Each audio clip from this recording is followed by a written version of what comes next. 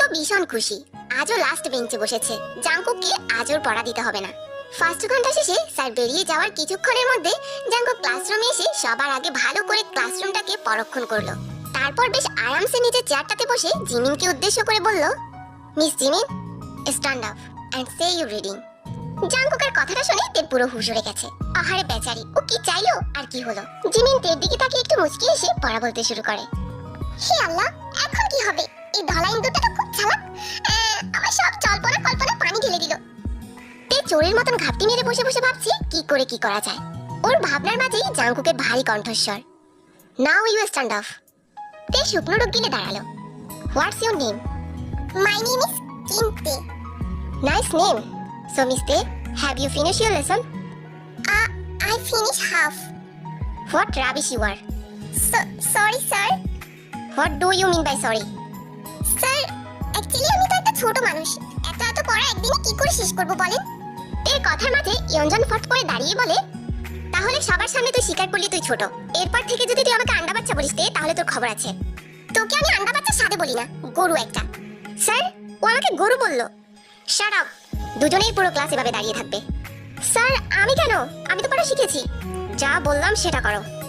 কিন্তু স্যার, আর একটা কথা বললে সোজা বাইরে নিয়ে মুরগি বানিয়ে রাখবো। না বাবা থাক, এখন যদি কিছু বলতে যাই এর থেকে বেশি শাস্তি দিবে ধলাইন্দুর। তার থেকে ভালো চুপ থাকি। এই ইয়ঞ্জনের বাচ্চাকে তো আমি পরে দেখে নেব।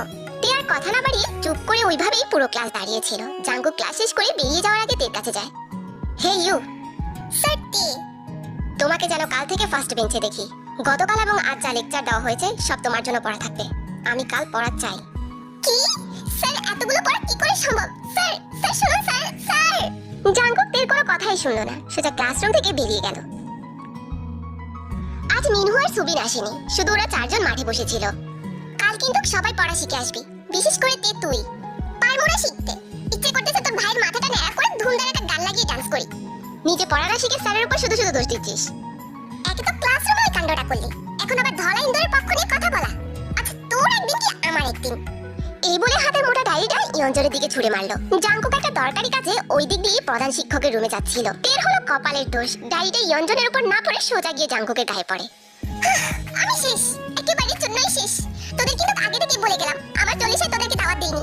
বেশ হয়েছে, আমাকে বই ছুঁড়ে মারলি আর পড়লো স্যারের উপর। এবার ঠেলা সামলা। ও ঘন্টার কালা কুমির তুই চুপ থাক। যদি প্রাণী বেঁচে ফিরতে পারি তাহলে আমি তোকে দেখে নেব। হোয়াট দ্য হেল মিস তে? Sir, sorry. এর শাস্তি তোমাকে পেতেই হবে। ভাইয়া, ও কিন্তু তোকে এটা ইচ্ছে করে মারিনি, ভুল করে পড়ে গেছে। এবারের জন্য ছেড়ে দে না প্লিজ। দেখুন মিস জিমিন, এটা বাড়ি না, কলেজ। এখানে না আমি